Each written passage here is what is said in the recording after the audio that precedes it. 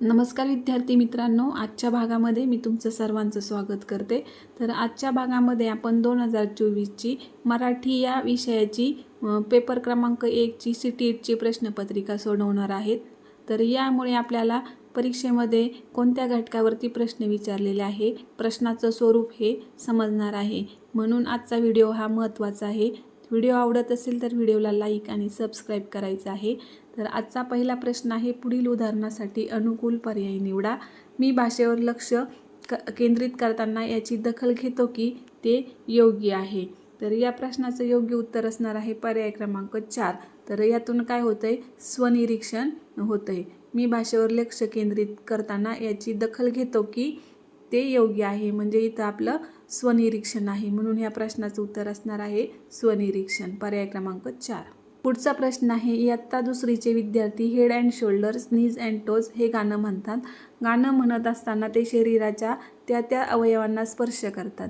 शिक्षिका त्यांना कोणत्या पद्धतीने शिकवित आहे? तर याचं उत्तर असणार आहे पर्याय क्रमांक 4, समग्र शारीरिक प्रतिभाव या पद्धतीने शिक्षिका मुलांना शिकवत आहे। प्रश्न आहे, विद्यार्थी समूहाला मागील पाठावर बेतलेल्या शब्दसंग्रहावरील 5 प्रश्नांची उत्तरे देणे आहे। त्यानंतर ते दुसऱ्या समूहाला आपले प्रश्न देऊन त्यांच्या प्रश्नाची उत्तरे देतात। असे करणे कशाचे उदाहरण आहे? तर इथं या प्रश्नाचं उत्तर असणार आहे पर्याय क्रमांक 1, सवंगड्यांकडून झालेले मूल्यमापन।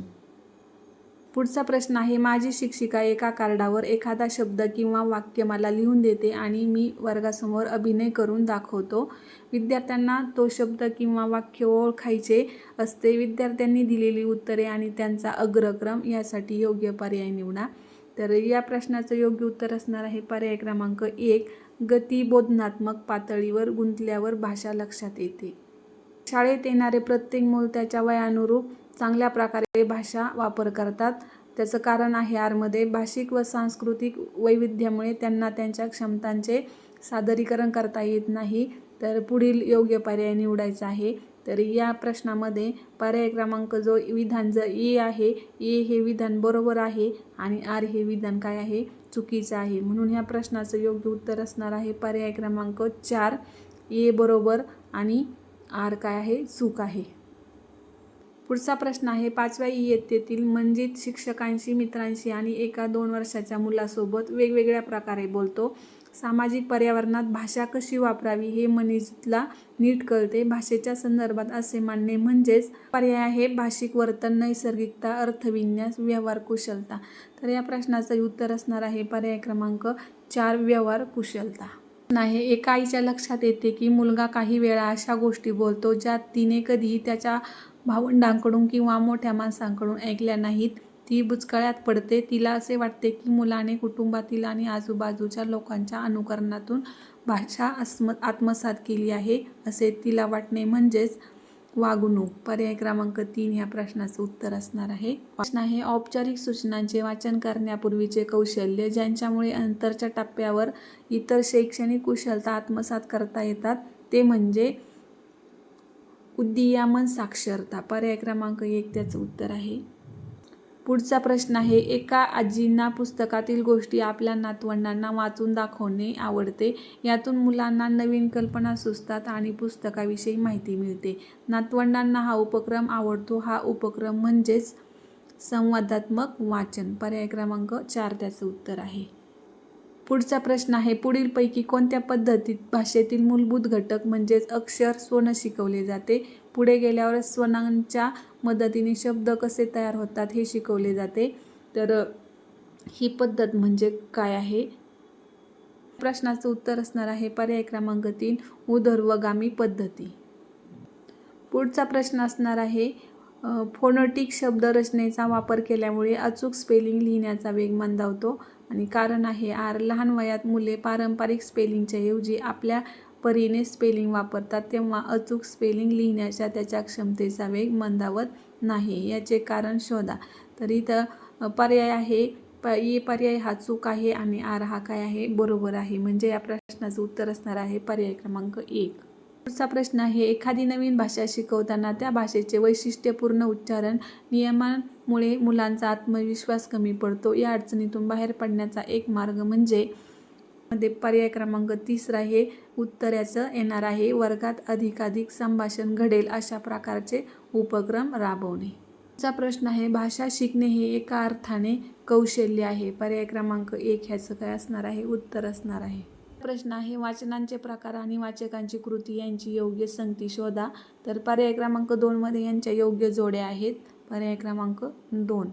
तर पुढचा प्रश्न आहे, तर प्रश्न हे उतार्यावर आहे आणि उतार्यावरचे प्रश्न हे वाचून लिहायचे आहेत. तर पहिला प्रश्न आहे, लेखकाच्या मते झाडं ज्या कृती करतात त्यापैकी चुकीचे विधान शोधा.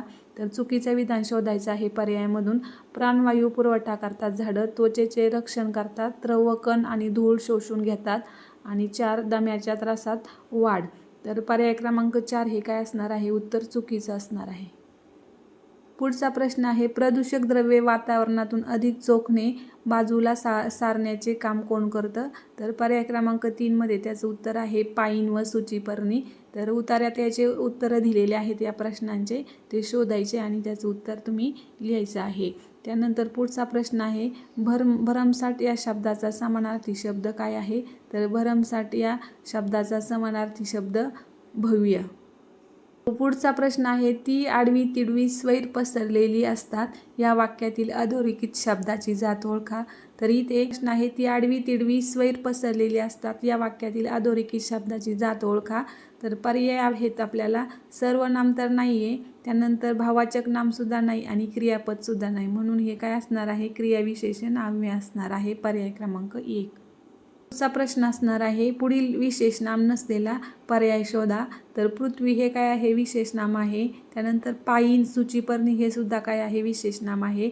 या पर्यायामध्ये झाड हे काय नाही आहे, विशेषनाम आहे, नाम नाही, ते सामान्य नाम आहे. त्यानंतरचा प्रश्न आहे, उतार्याप्रमाणे कोणत्या 2 बाबींमध्ये सकारात्मक संबंध असल्याचे निष्पन्न झाले असे सांगण्यात आले आहे. तर कमी होणारा दम्याचा त्रास. पर्याय क्रमांक 4 ह्याचं उत्तर असणार आहे. प्रश्न आहे, एखादी गोष्ट मुद्दाम निक्षून करणे या आशयाचा कोणता शब्द उतार्यात आला आहे. तर पर्याय क्रमांक 3 मध्ये त्याचं उत्तर आहे आवर्जून. पुढचा प्रश्न आहे, लेखकाच्या मते कोणत्याही शहरात प्रवेश करताना प्रकर्षाने जाणवणारी गोष्ट कोणती आहे. तर पर्याय क्रमांक 2 मध्ये त्याचं उत्तर आहे हिरवाईचा अभाव. प्रश्न आहे, लेखकाच्या मते जागतिक पातळीवर कोणती माहिती उपलब्ध झाली आहे. तर पर्याय क्रमांक 3 मध्ये त्याचं उत्तर आहे वृक्षांच्या उपकारितेबद्दलची सखोल व अभ्यासपूर्ण माहिती झालेली आहे. त्यानंतर पुढचा प्रश्न आहे, लुसलुशीत हे कोणते विशेषण आहे. तर पर्याय क्रमांक 3 मध्ये त्याचं उत्तर आहे, तर लुसलुशीत हे गुणविशेषण आहे. पर्याय क्रमांक 3 उत्तर आहे. कवितेवर आधारित प्रश्न आहेत. तर प्रश्न आहे, चाफेकळी ही उपमा कोणाला दिलेली आहे. तर यामध्ये चाफेकळीची उपमा या कवितेमध्ये नायिकेला दिलेली आहे. पर्याय क्रमांक 2 त्याचं उत्तर आहे. पुढचा प्रश्न, काकडी परी अंगकोळी यातील परी हे कोणते अव्यय आहे. तर पर्याय क्रमांक 1 मध्ये याचं उत्तर आहे, तर हे न्यूनत्वबोधक उभान्वयी अव्यय आहे. दाया या शब्दाचा समानार्थी शब्द शोधा. पर्याय क्रमांक 2 मध्ये त्याचं उत्तर आहे परिचारिका. त्यानंतर चिमणीसारखे तोंड होणे म्हणजेच काय, चेहरा सुकून जाणे. पर्याय क्रमांक 2 मध्ये त्याचं उत्तर आहे. शेवटचा प्रश्न आहे, तरुणीवर उपाय करण्यासाठी बोलवण्याचे कारण काय. पर्याय आहे, त्या लिंबोलोन उतरवतात, त्या शहाण्या असतात, त्या प्रेमळ असतात, त्या अनुभवी असतात.